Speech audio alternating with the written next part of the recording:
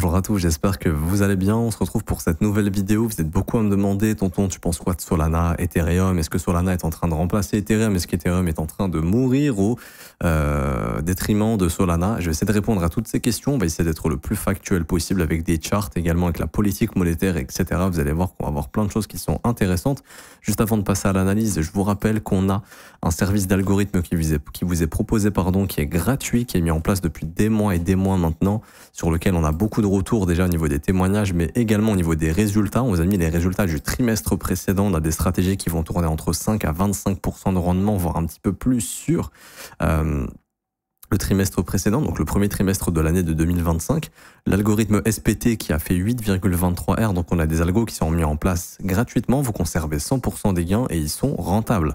Pour les obtenir, c'est très simple, c'est le premier lien en commentaire épinglé. Tous les liens concernant mon contenu, ça vous ramène sur cette page juste ici. Vous avez juste à vous inscrire sur Bitget via notre lien partenaire. Cliquez bien sur ce lien, sinon ça ne marchera pas.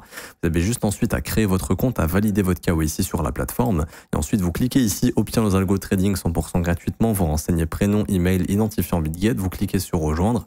Et ensuite, vous regardez les 4 vidéos de ce lien. Configure nos algos de trading. Il y a 4 vidéos à regarder. C'est dans l'ordre 1, 2, 3, 4.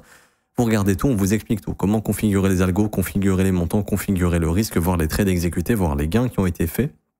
Mettre en pause les algos si besoin, relancer les algorithmes. Bref, vous avez la main de A à Z. C'est gratuit, vous conservez 100% des gains et c'est rentable. Donc n'hésitez pas à en profiter.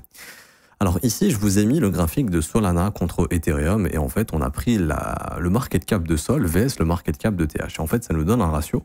Donc actuellement, Solana vaut à peu près 32% de la valorisation d'Ethereum. Le jour où cette courbe dépasse les 1, ici, ça voudra dire que Solana a dépassé Ethereum en termes de capitalisation. Donc on voit que sur le long terme, là, depuis la naissance de Solana, donc à peu près en 2020, on a Solana qui au début, bien sûr, valait rien du tout, donc représentait 0% quasiment de la capitalisation d'Ethereum. Ensuite, en 2021, on a eu un pic à 0,15%, enfin à 15%. Donc Solana à son top en 2021, à un moment donné, représentait 15% de la valorisation d'Ethereum. Ensuite, pendant le bear market, on a eu un plus bas à 2%. Donc Solana valait 2% d'Ethereum. Et là, maintenant, du coup, 2 ans plus tard, voire 3 ans plus tard, on est à 32% avec un top à 35%. Donc c'est factuel sur du long terme, enfin en tout cas sur du long terme. On va dire sur les 4 dernières années, Solana continue de gagner en dominance face à Ethereum. Donc pour le moment, tant que cette courbe ne s'inverse pas, Solana surperforme Ethereum. Ça ne veut pas dire qu'il va dépasser Ethereum, mais il le surperforme. Donc c'est vrai que son market cap augmente vis-à-vis d'Ethereum et qu'en ratio, Solana voit son ratio augmenter. Est-ce qu'un jour on dépassera les 1, voire on ira au-dessus des 1? Je n'en sais rien, mais en tout cas, tant que cette courbe ressemble à ça, c'est probable. Ça veut dire que tant que la dynamique est haussière, on a des chances de voir Solana continuer de gagner comme ça du market cap face à Ethereum. Et pourquoi ça?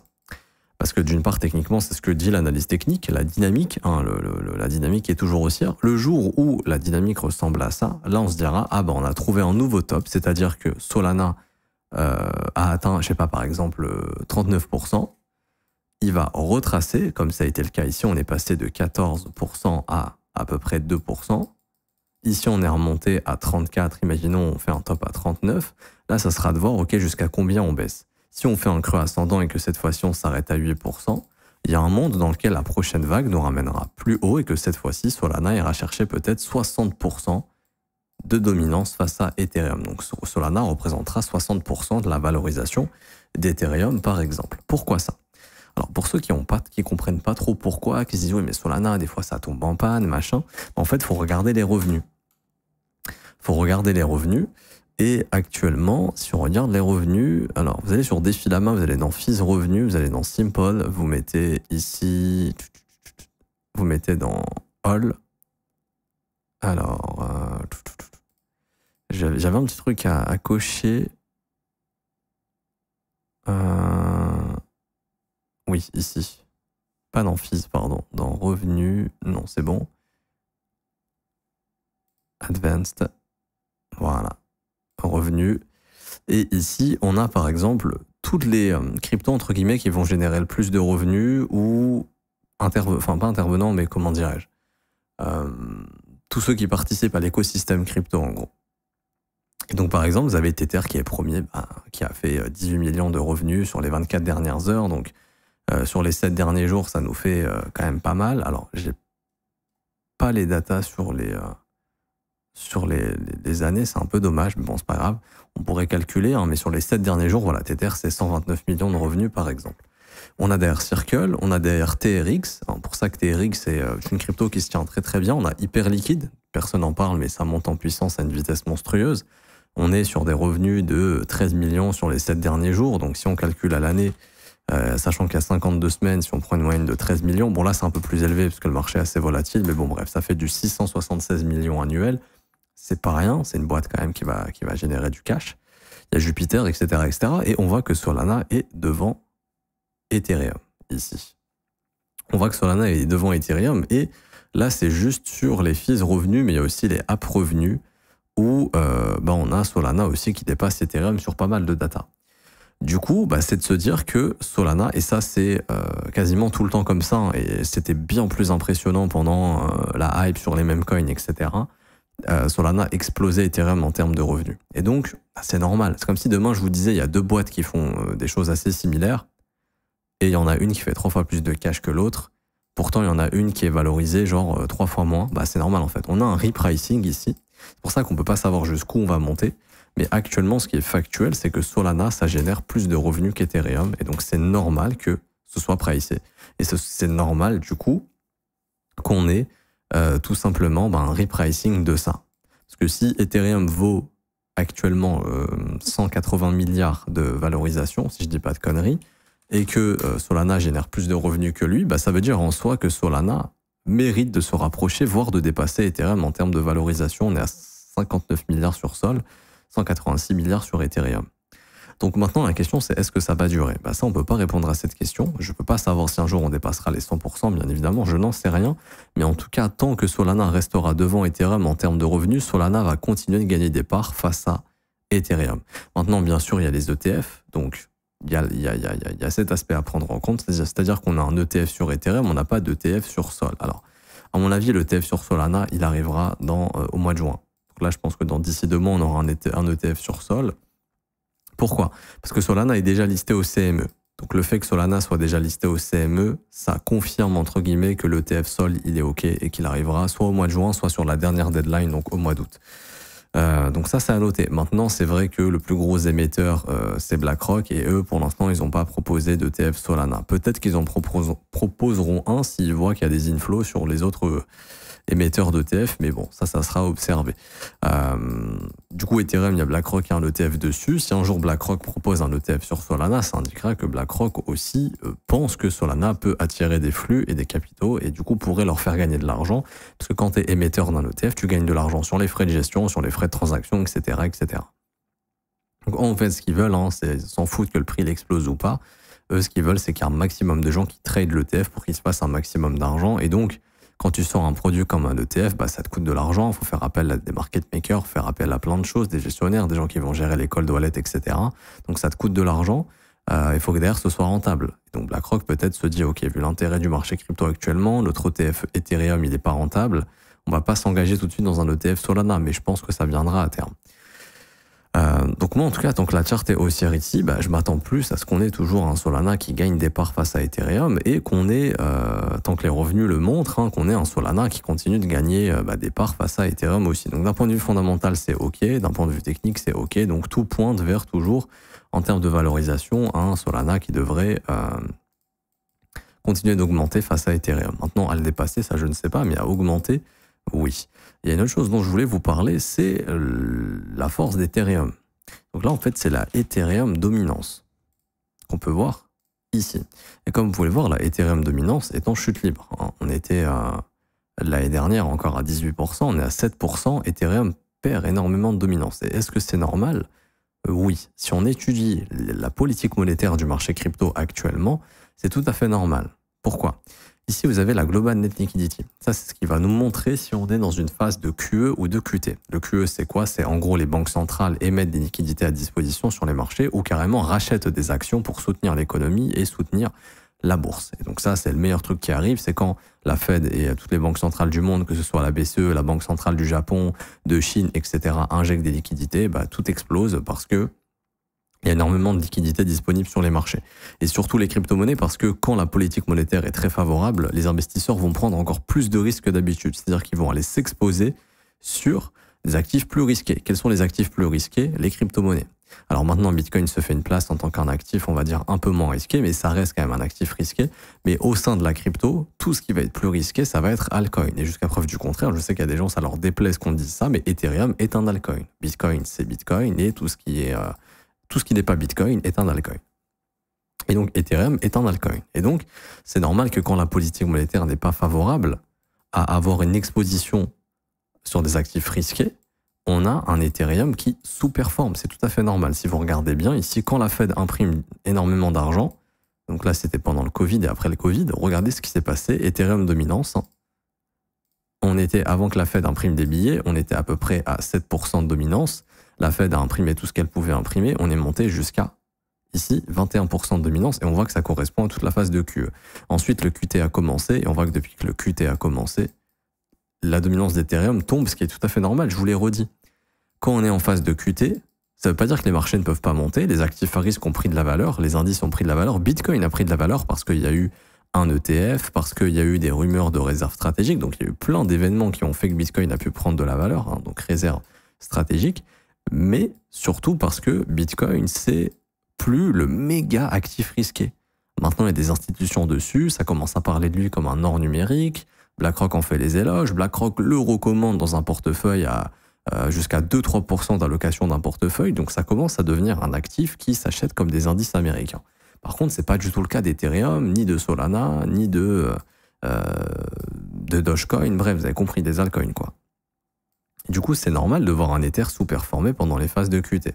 Ici, vous voyez, par exemple, alors là, je vais du coup aller sur ETH-BTC, ici.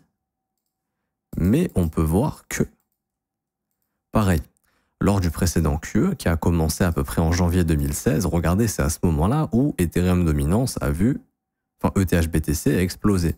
Et si vous regardez bien, le QE s'est terminé ici en début 2018. On avait eu un pic sur ETH-BTC à 0,15, on a eu un gros retracement, on est remonté, et ensuite le QT a commencé, donc de 2018 jusqu'à 2020. Vous voyez que ETH-BTC n'a absolument rien fait. Ensuite, le QE a recommencé ici en février 2020, bah c'est à ce moment-là où Ethereum BTC a pumpé, et là on est en QT. Et du coup, ce qui est intéressant de noter, c'est que Solana, justement, commence à se faire une place dans l'écosystème crypto. Pourquoi? Parce que, justement, lui, malgré le QT, ici, il a réussi à performer. Donc, bien sûr, bah, retour à la réalité, on ne va pas chercher des ATH face au Bitcoin, hein, parce qu'on n'est plus en QE. Mais c'est de se dire que si en QT, déjà, lui, il a réussi à faire ça, alors là, il a une sacrée structure baissière de distribution. Hein. Franchement, je ne m'attends plus à ce que Solana surperforme le Bitcoin tout de suite. Je pense qu'il faudra attendre des structures et qu'il faudra surtout attendre le prochain QE. Mais déjà, si sur un QT, il a réussi à faire ce genre de perf, chose que Ethereum n'a pas du tout réussi à faire, ça explique pourquoi justement il y a peut-être un switch actuellement d'Ethereum à Solana. Donc je suis pas en train d'enterrer Ethereum, personnellement je pense que Ethereum, je vous dirai après les objectifs, hein, où je pense que ETH-BTC pourrait revenir, ou est-ce que Ethereum pourrait revenir pricé en dominance au prochain QE. Mais là on finit de parler rapidement de Solana. En QT ça a performé, donc prochain QE, il y a des chances que Solana puisse aller refaire un sommet déjà face à Bitcoin, et du coup qu'il puisse continuer de se fighter avec Ethereum et de lui gratter des parts de marché. Maintenant, ce qu'il faut comprendre, c'est que cette courbe ici, que je vous montre, elle peut continuer de monter, Solana contre Ethereum. Mais ça ne veut pas nécessairement dire que Ethereum va baisser et que Solana va monter. Quand les deux baissent face au dollar, Solana peut baisser moins. Donc par exemple, Ether peut faire moins 30 et puis Solana peut faire moins 20. Et donc cette courbe va quand même monter, mais juste les deux vont baisser face au dollar. Par contre, quand les deux vont remonter face au dollar, par exemple Solana pourrait faire plus 400%, je dis une bêtise, hein, et puis Ethereum pourrait faire plus 250%. Donc les deux vont monter face au dollar. Désolé pour mes pourcentages, sont dégueulasses. Mais cette courbe continuera de monter parce que Solana performera plus. C'est ce que ça veut dire. Pendant les phases de baisse, Solana baissera moins qu'Ethereum si cette courbe continue de monter. Et pendant les phases de hausse, Solana montera plus qu'Ethereum. Mais les deux monteront. Donc si vous cherchez du gros multiple, tant que cette courbe reste ainsi, bah, entre Solana et Ethereum, c'est mieux d'aller sur Solana. Et du coup, ici, je vous montre rapidement ETH-BTC. Et pourquoi je pense qu'on n'est pas très loin du bottom. Alors, déjà parce que plus le temps passe, plus on se rapproche du QE. Ça c'est important, c'est une chose à noter. Hein. C'est-à-dire que le QT, il a commencé en 2022, on est en 2025, il va pas durer jusqu'en 2030. Hein. Plus les jours passent, c'est factuel, plus on se rapproche du QE. Par exemple, si je vous disais que le QE commencera ici en 2026, bah plus on se rapproche de cette date, plus on se rapproche du bottom sur Ether, voire on aura déjà bottom, parce que le marché, très souvent, switch avant les news. Mais tout ça pour vous dire que ici, on était en QT full régime, donc la Fed retirait à peu près 20 milliards, je crois, par mois de liquidité. Là, elle est passée à 5. Donc, elle est passée en QT-. OK ? L'étape après le QT-, c'est probablement la fin du QT, donc ne plus retirer de liquidité. Et ensuite, c'est de restimuler les marchés avec de la liquidité. Donc, vous voyez, il y a des étapes encore, mais peut-être que d'ici 12 mois, en fait, plus l'économie se dégrade, plus rapidement on va transitionner vers un QE, et potentiellement, plus rapidement, Ethereum rentrera dans une phase de capitulation qu'il est en train de chercher ici, à mon humble avis. Hein. Et je ne serais pas étonné qu'on ait un ETH-BTC qui aille chercher le plus bas ici, de 2019 et qu'on vienne sous les 0,016, voire même qu'on aille retitiller les plus bas de 2017 par exemple. Mais grosso modo, à mon avis, là, la phase de bottom sur ETH-BTC, elle est là. Elle est entre 0,016 et probablement 0,012, quelque chose comme ça. Et prochain QE, où est-ce qu'on pourrait aller ? Bah, je pense déjà que le prochain QE sera pas aussi important que celui du Covid, sauf si on a une crise énorme. Mais bon, on va pas spéculer sur une crise énorme. Du coup, on va se dire que le QE sera moins important que celui du Covid. Et on voit que sur du long terme, ETH-BTC réduit sa performance face au Bitcoin. Ça veut dire quoi? Ça veut dire que tout simplement, ici on avait fait un creux ascendant, mais on a fait un sommet descendant. Si on fait un creux descendant, ça confirmera officiellement pour moi d'un point de vue technique que le prochain pump ne dépassera pas ce sommet. C'est très peu probable si on suit la dynamique. Du coup, ce pump ici, il est venu chercher ce retracement ici, il est venu chercher la zone de rechargement de short. Ok, très bien. Je prends note. Ce retracement ici de 7 jambes, il est venu chercher quoi? Pareil, la zone de rechargement de short. Ici, là on peut le voir, mais tout ça, c'était la RLZ short. C'est ici qu'on a fini notre pump. Je pars du principe que il se passera sensiblement la même chose éventuellement. Donc je prends mon FIB, je simule un bottom ici, elle est à peu près par là. Donc ça pourrait nous refaire un retour éventuellement dans cette zone ici. Je vais vous donner des niveaux qui peuvent confirmer cette thèse. Moi, ce que j'aime identifier, c'est les sommets annuels. Okay, les sommets annuels sont d'excellents objectifs pour le prix, tout comme les plus bas annuels. Donc là, je pense qu'on va aller purger ces deux plus bas annuels de 2019 et de 2020 et qu'on va venir proche du plus bas de 2017 éventuellement pour trouver le bottom. Et donc immédiatement, on voit le plus haut de 2025 qui est là, qui couvre un fair value gap annuel ici. Ça, c'est intéressant. Donc les 0,037, donc je pense qu'on reviendra au 0,037 une fois qu'on aura bottom, et pourquoi pas revenir déborder le sommet de 2024 ici à 0,061, puisqu'on voit que ça correspond à la zone de rechargement de short, et on voit que ça correspond à une zone de stop complètement évidente que ETH-BTC pourrait s'offrir. Même si je regarde en daily ici, là on voit que ça c'est une future zone que le marché pourra revenir bosser probablement. Donc si je devais spéculer au prochain QE, je dirais que ETH-BTC revisitera à peu près les 0,06, 0,07, quelque chose comme ça, mais je pense pas qu'on ira bien plus haut, avec bien sûr un point d'intérêt à observer autour des 0,037. Si vraiment il est très faible, il pourrait s'arrêter autour des 0,037, mais bon, je viserais plutôt cette zone personnellement. Et du coup, c'est-à-dire qu'à un moment donné, Ethereum va reprendre de la force face au Bitcoin, pas tout de suite, hein. Je pense que là, on va vraiment aller purger les plus bas. Donc je vois ETH-BTC perdre encore à peu près une vingtaine de % face au Bitcoin. Je pense que Ethereum va encore sous-performer Bitcoin. C'est-à-dire que si Bitcoin remonte, Ethereum performera moins que Bitcoin. Si Bitcoin baisse, Ethereum va surperformer Bitcoin dans cette baisse, donc baissera plus que lui. Et du coup, ça sera à observer. Par contre, quand ETH commencera à former un bottom face au Bitcoin, à un moment donné, pour rebondir, probablement, prochain QE, donc ça peut être l'année prochaine, hein, quand le QE commencera, bah en fait, il faudra observer à ce moment-là qu'est-ce qui se passe sur la paire Sol-ETH. Est-ce que Sol-ETH se retourne ou pas? Si Sol, malgré le fait que en fait, ETH se retourne face au Bitcoin, si Sol-ETH reste bullish, ça voudra bien dire que Solana surperformera malgré tout Ethereum. Et que du coup, la performance, elle se trouvera sur Sol et pas sur Ethereum. Ni plus, ni moins. Enfin, il y aura de la perf sur Ether. Par exemple, Ether pourrait passer de $1000 à $6000, prochain bull market. Donc faire un bon multiplicateur. Par contre, Solana, lui, pourrait peut-être passer, je dis une bêtise, hein, mais de $80 à peut-être $500. Et donc à ce moment-là, vous voyez que le multiplicateur, il est plus intéressant sur le Solana. peut-être au même plus, hein. Aller chercher vraiment... Voilà, le multiplicateur, il est vraiment pas beaucoup plus important, mais si Ether va à 6000 et que Solana surperforme Ethereum, Solana pourrait aller à 1000 $ par exemple, donc pourrait passer de 80 à 1000 $, et donc là, oui, le multiplicateur est beaucoup plus intéressant, on serait sur un x 12,5 sur Sol contre un x 6 sur Ethereum, et donc ça confirmerait bien que Solana pourrait surperformer Ether. Donc pour résumer, Ethereum surperforme Bitcoin pendant les phases de QE. Pourquoi? Parce que les investisseurs vont chercher plus de risques, parce que la politique monétaire est favorable pour le faire. Parce que Bitcoin est un investissement moins risqué qu'Ethereum, parce que Ethereum est un altcoin, Bitcoin c'est Bitcoin. Pendant les phases de QT, Ether est plus faible que Bitcoin, donc c'est pour ça qu'actuellement on est en QT, Ethereum sous-performe Bitcoin et le marché des altcoins en majeure partie sous-performe Bitcoin. Solana s'est fait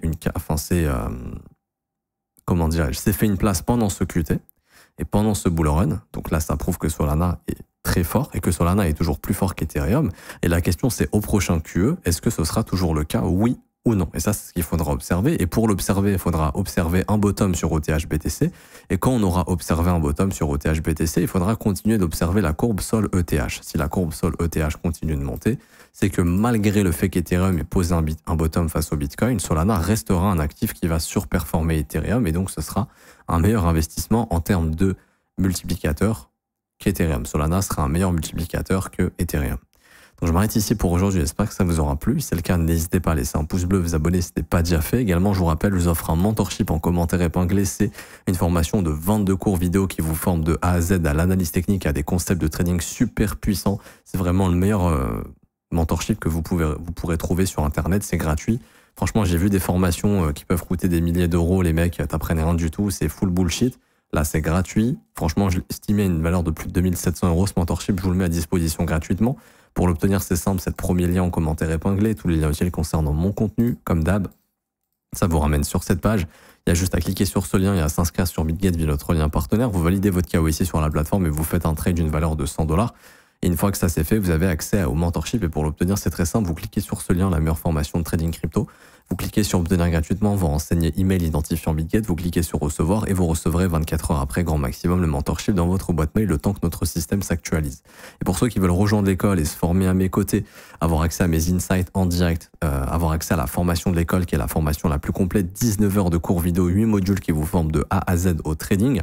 Vous avez en plus de ça un accès au Discord pour avoir accès aux insights en direct. Donc là, c'est des petits messages que je poste aux élèves justement pour leur dire un petit peu ce que je fais sur les marchés, etc. Derrière, en plus de ça, vous avez accès aux analyses privées quotidiennes tous les jours. J'analyse vos coins, je réponds à vos questions. On trouve des opportunités ensemble. Je vous forme également dans ces vidéos-là. Et vous avez aussi un accès au Discord pour poser toutes vos questions dans ces salons ici aux professeurs et aux élèves avancés et à moi-même. On est là pour continuer de vous accompagner. Pour rejoindre l'école, c'est simple, c'est ce petit lien ici, rejoindre mon école de trading. C'est le seul abonnement payant que je propose, parce qu'il y a toute une équipe qui est mise en place. Le prix est de seulement 49 € par mois, c'est sans engagement. Vous avez aussi les offres 3, 6 et 12 mois qui vous sont proposées, qui elles sont moins chères parce que ce sont des paiements one-shot. Et donc elles ont des réductions. On a jusqu'à 36% de réduction sur l'offre de 12 mois comparée à l'offre mensuelle. Et vous avez également ici tous les témoignages des membres, enfin une partie des témoignages, si vous voulez vous faire une petite idée avant de nous rejoindre. En tout cas, vous serez les bienvenus. Je m'arrête ici. Bonne journée, on se retrouve très bientôt. Ciao, ciao.